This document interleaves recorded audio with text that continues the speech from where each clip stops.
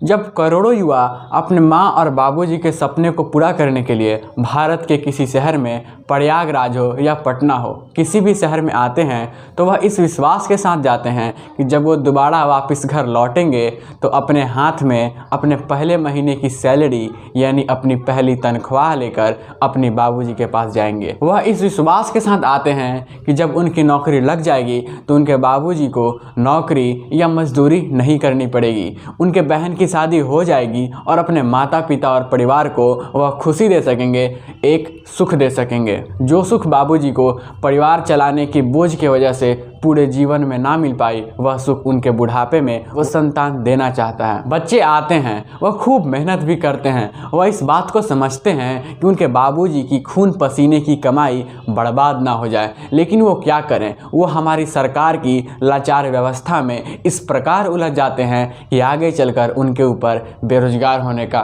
ठप्पा लग जाता है। बाबूजी का सपना अधूरा रह जाता है और समाज उनकी खिल्ली उड़ाता है।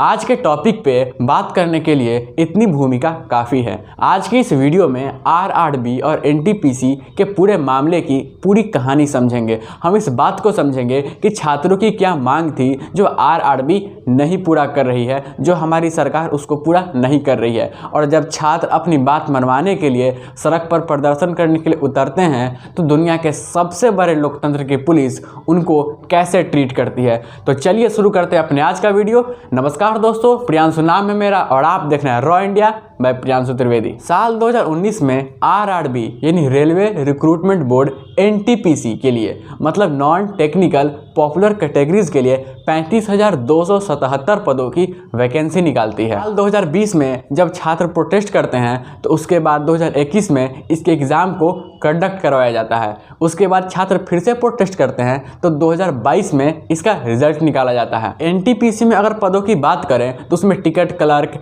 स्टेशन मास्टर, टाइम कीपर जैसे पद आते हैं, मतलब जो नॉन टेक्निकल हैं, जिसमें तकनीकी जानकारी की आवश्यकता नहीं है। इसके लिए अगर आप ग्रेजुएट हैं तो काफ़ी है। एनटीपीसी के लिए जो एग्ज़ाम होते हैं वो 2 फेजेज़ में कंडक्ट करवाए जाते हैं, CBT1 और CBT2। CBT का मतलब होता है कंप्यूटर बेस्ड टेस्ट, और CBT1 में जो क्वालिफाई करता है वहीं CBT2 में बैठने के लिए एलिजिबल हो पाता है। मतलब आप इसको प्री और मेंस जैसा समझ सकते हैं। जो प्री के लिए क्वालिफाई करता है वो आगे जाकर के मेंस का एग्ज़ाम देता है। और एनटीपीसी का जो एग्ज़ाम है वो लगभग 7 अलग अलग कैटेगरीज का होता है, मतलब क्लर्क का अलग होता है, स्टेशन मास्टर का अलग होता है, मतलब ऐसे 7 कैटेगरीज में इस एग्ज़ाम को कंडक्ट करवाया जाता है। पहले CBT3 भी लिया जाता था जिसमें इंटरव्यू होता था, लेकिन 2016 में सरकार ने इंटरव्यू वाले सिस्टम को ख़त्म कर दिया था। CBT1 का जो एग्ज़ाम है वो दिसंबर 2020 से लेकर के जुलाई 2021 तक के बीच में कंडक्ट करवाया जाता है। आप इसका ज़रा टाइमलाइन पे ध्यान दीजिएगा कि 2019 का वैकेंसी, फिर 2020-21 में एग्ज़ाम होता है और उसके बाद 14 जनवरी 2022 में CBT1 का रिज़ल्ट आता है और उसके बाद से ही हंगामा शुरू हो जाता है। और इसके पीछे 2-3 कारण हैं, बारी बारी से हम एक एक कारण को समझते हैं। आरआरबी रेलवे रिक्रूटमेंट बोर्ड ने छात्रों से यह वादा किया था कि जितनी वैकेंसी है उसके 20 गुना ज़्यादा रिजल्ट वे CBT1 के एग्ज़ाम में देंगे। मतलब अगर 35,000 सीट है तो उसके 20 गुना ज़्यादा, मतलब लगभग 7 लाख रिजल्ट आरआरबी ने वादा किया था CBT1 में देने के लिए। मतलब CBT1 में 7 लाख बच्चों को पास किया जाएगा जो कि CBT2 में बैठने के लिए एलिजिबल हो जाएंगे, लेकिन बोर्ड ने ऐसा नहीं किया। और आपको एक बात बताएं, CBT1 में बैठने के लिए जितने छात्रों ने आवेदन दिया था उनकी संख्या 1.25 करोड़ थी। मतलब 1,25,00,000 छात्रों ने फॉर्म फिल किए थे CBT1 में बैठने के लिए। आप इन आंकड़ों से बेरोजगारी का अंदाज़ा साथ में लगाते चलिए। आरआरबी ने अपने किए गए वादे के अनुसार 7 लाख रिजल्ट तो दिया, लेकिन एक गड़बड़ी कर दिया। मैंने आपको पहले बताया था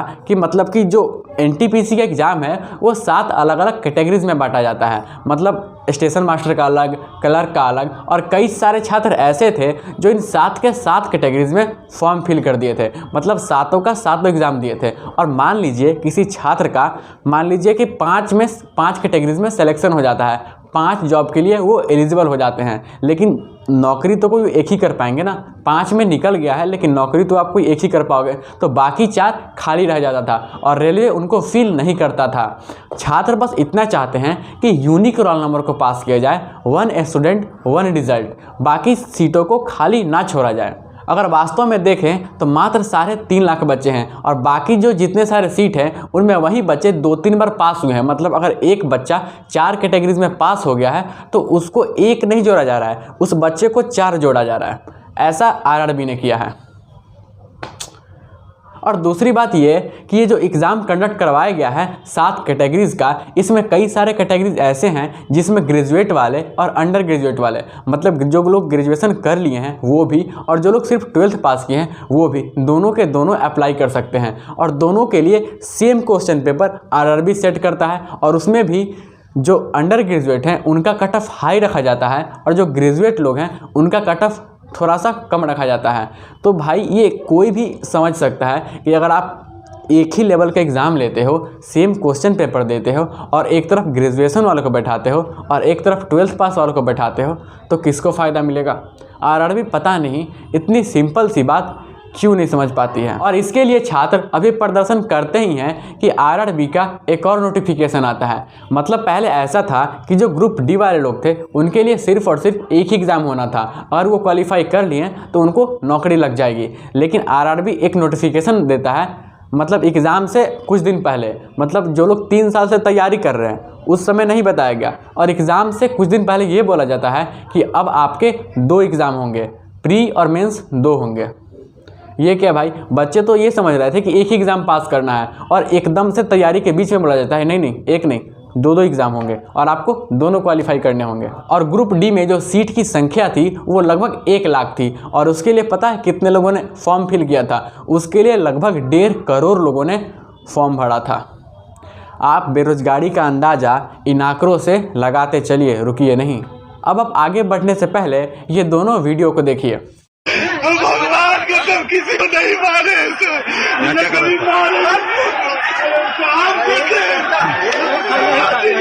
नहीं कुछ किया, प्लीज सर डेला में नहीं मारे सर, कभी गलती से भी सर आपसे जान मार दीजिए सर। हैरान मत होइए, ये वीडियो दुनिया के सबसे बड़े लोकतंत्र भारत का है, जिस देश को पूरी ही दुनिया लोकतंत्र के लिए अपना आदर्श मानती है, जिसके पीछे पीछे उसके रास्ते पर चलती है। उस देश के भविष्य के साथ वर्तमान कैसा बर्ताव कर रहा है आपने इस वीडियो में देखा। अब जरा दूसरा वीडियो देखिए।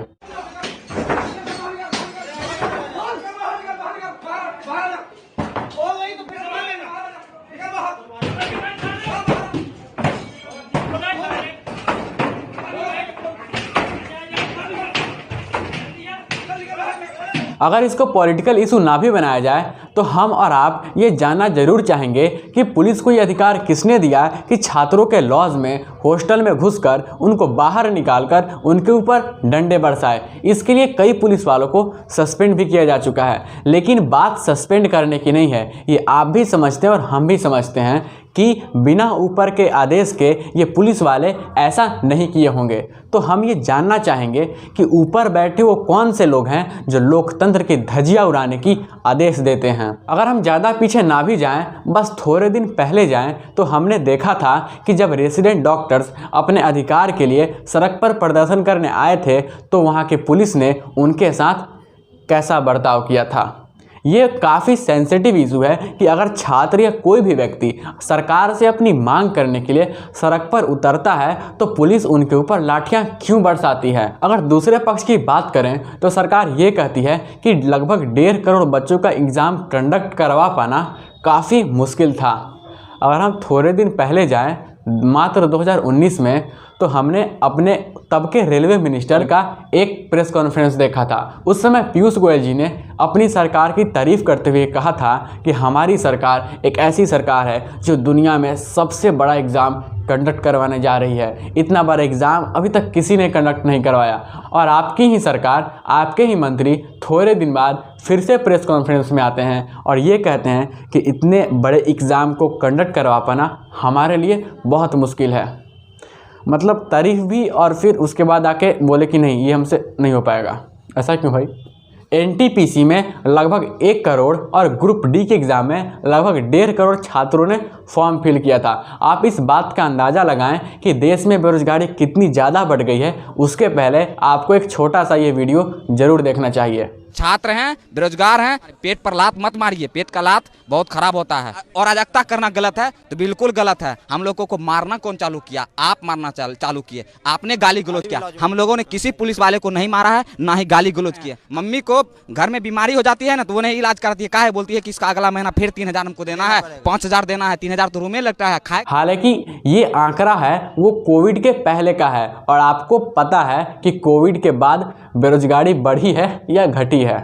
हालांकि छात्रों के हिंसक प्रदर्शन की भी तारीफ नहीं की जा सकती। छात्रों को भी ये समझना चाहिए कि जो रेलवे है वो किसी नेता के पैसे से नहीं बनी है, वो रेलवे हमारे और आपके पैसे से ही मिलकर बनी है। रेलवे हम सबकी ही संपत्ति है और उसकी रक्षा करना भी हमारी जिम्मेदारी है, हमारा कर्तव्य है। हालांकि बात यह भी नहीं है कि छात्र डायरेक्ट ही सड़क पे उतर गए। अगर आप थोड़े दिन पहले जाएंगे तो ट्विटर पे छात्रों ने काफ़ी ट्रेंड करवाया था एनटीपीसी के रिजल्ट को लेकर के और रेलवे मिनिस्टर हेल्प अस को लेकर के, लेकिन आरआरबी का और हमारी सरकार का भी उस समय कोई रिस्पॉन्स नहीं आया। और हमको जानकर ये ताज्जुब होता है कि जब भी ट्विटर पे अगर 5 से 7 हज़ार भी अगर ट्वीट हो जाते हैं किसी टॉपिक को लेकर के तो हमारी मीडिया एकदम प्राइम टाइम उसको दिखाने लगती है कि ट्विटर पे ये चल रहा है, वो चल रहा है। और यहाँ पे 8 मिलियन ट्वीट, लगभग 80 लाख लोगों ने ट्वीट किया। इसके बावजूद मेन स्ट्रीम मीडिया इसके ऊपर ध्यान नहीं दी और इसको नज़रअंदाज करते रही। वैसे भी भारत की जो मीडिया की रैंकिंग है वो 142वें नंबर पे है। वैसे भी हमको मीडिया से ज़्यादा उम्मीद नहीं थी और आपको भी एक सुझाव देते हैं कि मीडिया से ज़्यादा उम्मीद मत रखिएगा। हालांकि इसके बाद सरकार ने 5 लोगों की कमेटी बनाई है और सरकार ने यह वादा किया है कि जिसमें भी सुधार की ज़रूरत है उसमें सुधार की जाएगी। अब तो ये आगे समय पर पता चलेगा कि क्या होता है और कितना अच्छा होता है। और 2019 में जो वैकेंसी निकाला गया था उसका रिजल्ट कब तक आएगा? कम से कम 5 साल में तो आ ही जाना चाहिए। अगर आपको आरआरबी और एनटीपीसी का ये पूरा मामला अच्छे से समझ में आ गया हो तो हमारे वीडियो को ज़्यादा से ज़्यादा लोगों तक शेयर करिए ताकि ज़्यादा से ज़्यादा लोग इसको देखें और कमेंट में बताइए कि आपकी इसके ऊपर क्या राय है। कमेंट जरूर करिएगा और वीडियो को लाइक करिए और जो लाल कलर का जो सब्सक्राइब वाला बटन है उसको भी क्लिक करिए अगर आप चैनल पे नए हो तो मिलते हैं अगले वीडियो में। तब तक के लिए धन्यवाद। जय हिंद, जय भारत।